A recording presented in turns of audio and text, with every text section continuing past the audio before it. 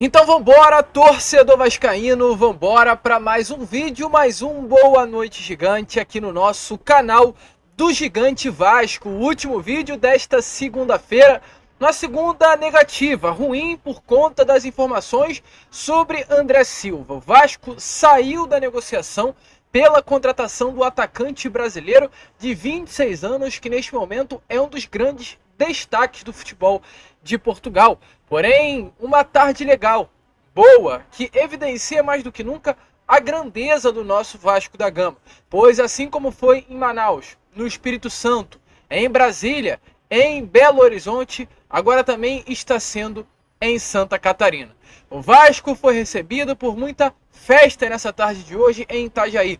Vasco amanhã enfrenta o Marcílio Dias no estádio Hercílio Luz e hoje, torcedor Cruz Maltino fez uma linda festa para receber o elenco. A gente, é claro, vai falar sobre isso aqui neste Boa Noite Gigante, trazer também detalhes da preparação do Vasco para esse jogo de amanhã. Hoje foi realizado o primeiro e único treino, de preparação para a equipe do Marcílio Dias e tudo isso você verá aqui no nosso canal. Porém, antes de começar aqui esse vídeo, antes de deixar todos vocês muito bem informados sobre o nosso Cruz Maltino, como sempre faço aqui no canal, quero, é claro, dar as boas-vindas a todos vocês que estão chegando aqui pela primeira vez. Para quem ainda não me conhece, muito prazer, eu sou o Lucas e você está no canal do Gigante Vasco, o canal do torcedor vascaíno. E é claro, Vascão, você que está aí do outro lado e ainda não é um inscrito do nosso canal, venha agora aqui embaixo, onde tem essa palavrinha inscrever-se. Aperte nela e já faça parte da nossa família, caso ainda não nos conheça, Estamos aqui todos os dias, 3 vezes ao dia, hein? Com a Acorda Vascão às 7 horas da manhã.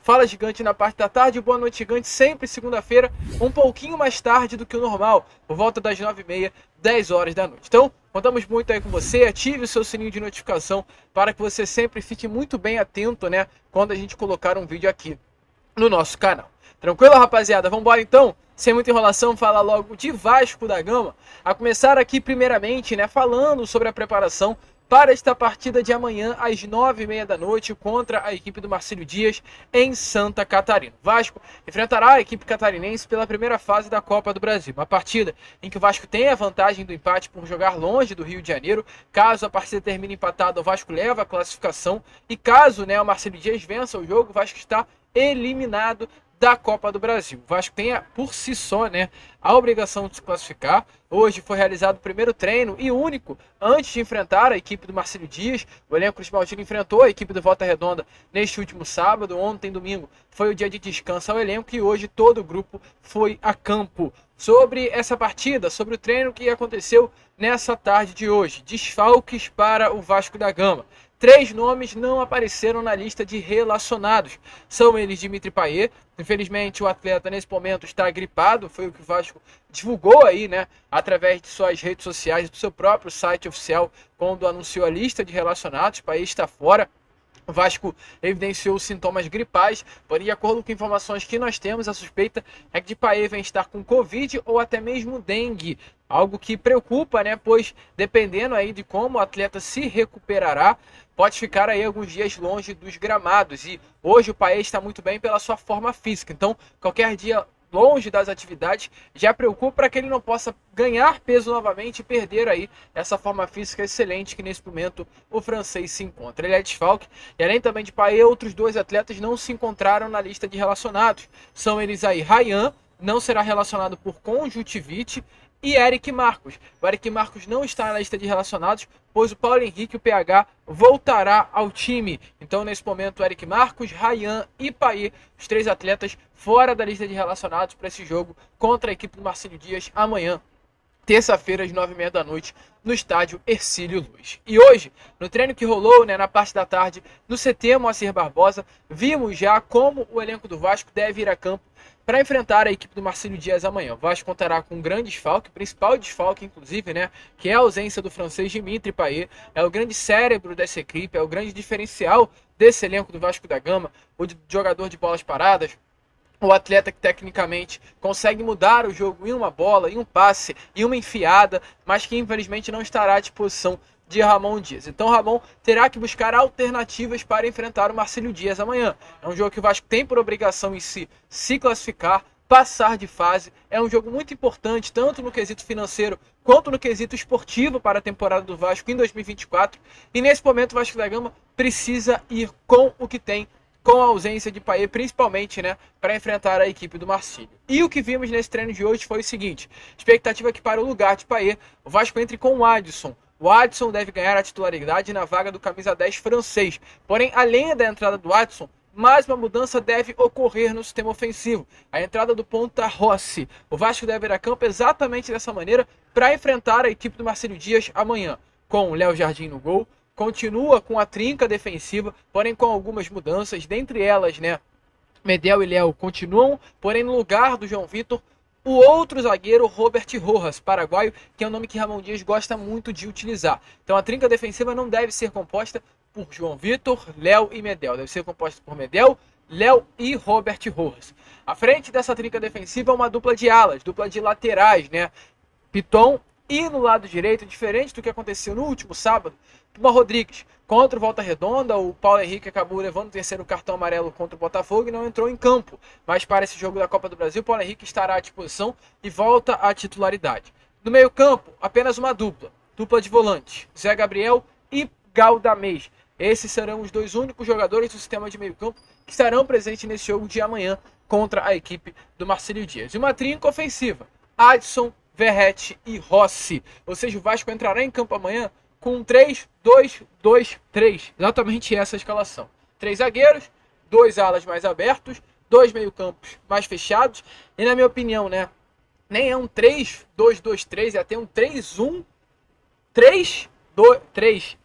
Porque o Zé Gabriel muitas das vezes vai ficar até atrás, né, ali da função na função de meio-campo, né, atrás dos laterais Paulo Henrique e Lucas Piton. Galdamez é um volante que pisa muito na área, então vai se posicionar automaticamente à frente do próprio Zé Gabriel.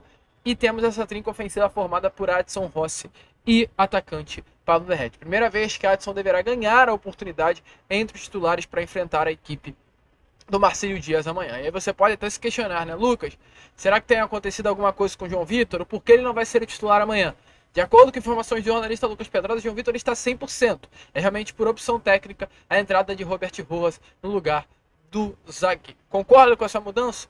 Deixa aí a sua opinião nos comentários, mas é exatamente assim que o Vasco enfrentará a equipe do Marcílio Dias amanhã em Itajaí, no estádio Hercílio Luz. O elenco treinou pela parte da tarde, logo após o treino, pegou um voo em direção a Itajaí. Chegou nessa parte da tarde, finalzinho inclusive de tarde, em Santa Catarina, e novamente foi recebido por grande festa. Tá aparecendo aí nas imagens a vocês os vídeos, né, do torcedor vascaíno lotando aí a entrada do hotel onde o Vasco da Gama está hospedado para receber esse grupo do Vasco da Gama. O Vasco hoje é febre nacional. É louco falar isso, mas o Vasco hoje se tornou uma febre. O Vasco hoje se tornou um clube que por onde passa faz festa, por onde passa traz pessoas, por onde passa faz um grande estardalhaço, no bom sentido, na cidade. Foi assim, né, quando o Vasco foi enfrentar a equipe do Nova Iguaçu lá no Parque do Sabiá. Foi assim quando enfrentou o Bangu no Mané Garrincha. Foi assim quando enfrentou o Audax na Arena da Amazônia. Foi assim no último sábado quando enfrentou o Volta Redonda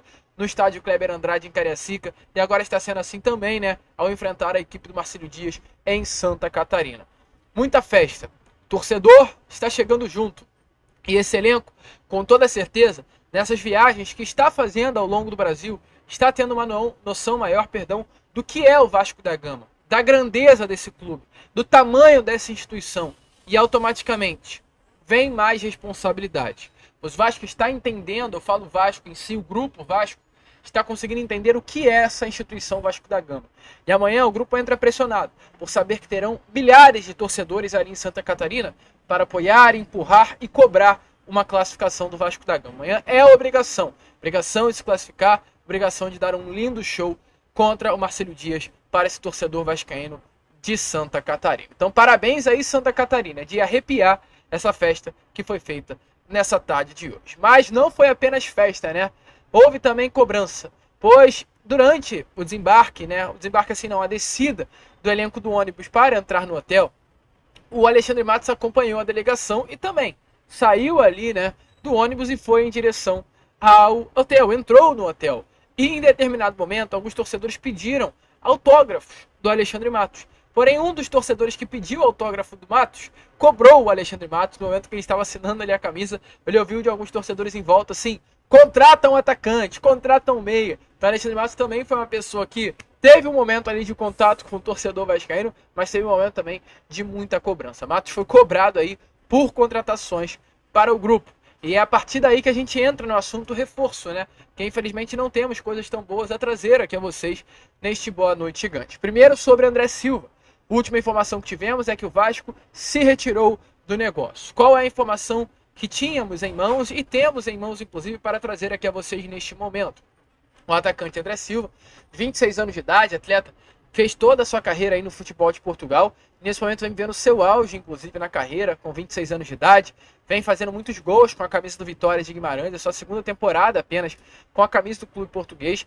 Para vocês entenderem, né? Em poucos jogos na temporada, ele já tem mais gols do que todos os outros anos que já jogou. Ou seja, hoje é a melhor temporada em gols de André Silva, mesmo com menos jogos disputados. Jogador que vem vivendo uma grande ascensão. Um atleta em que o Vasco conversou sim pela sua contratação. O Vasco chegou a ter um acordo com o Vitória, valor de 21 milhões de reais, levou esse valor ao grupo norte-americano. O grupo norte-americano aprovou a contratação do André Silva. Porém, quando o Vasco foi até o André para conseguir um acordo com o mesmo, o São Paulo já estava no meio do caminho.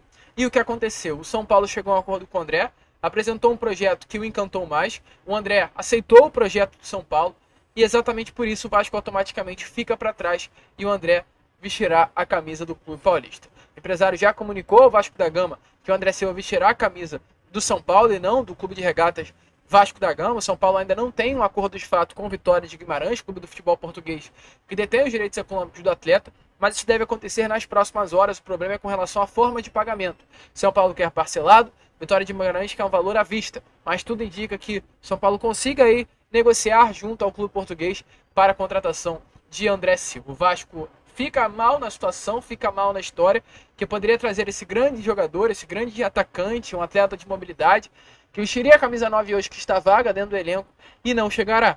Então hoje o Vasco tem como sua principal prioridade trazer um atacante no mercado. O Vasco vai com tudo, o Vasco vai trabalhar até o dia 7 de março de 2024 para trazer um atacante. Esse é o grande objetivo do Vasco nesse momento na janela de transferências. O Vasco quer trazer um camisa 9, Alexandre Matos está correndo com tudo para trazer um atleta com as características de centroavante, mas também pode jogar como um segundo homem, ou seja, um jogador que marque gols, um jogador que tem esse faro de gol, um jogador que balance as redes, mas um jogador que também não tem essa característica de pivô, né? É rápido, é ágil, é forte, consegue fazer esse papel de segundo atacante, atuar um pouquinho ao lado do hoje Pablo Verratti e não apenas ser a função do centroavante paradão sem muita mobilidade. A gente vê isso durante os jogos do Vasco, né? Quando coloca uma bola esticada pro Verratti, ele não chega.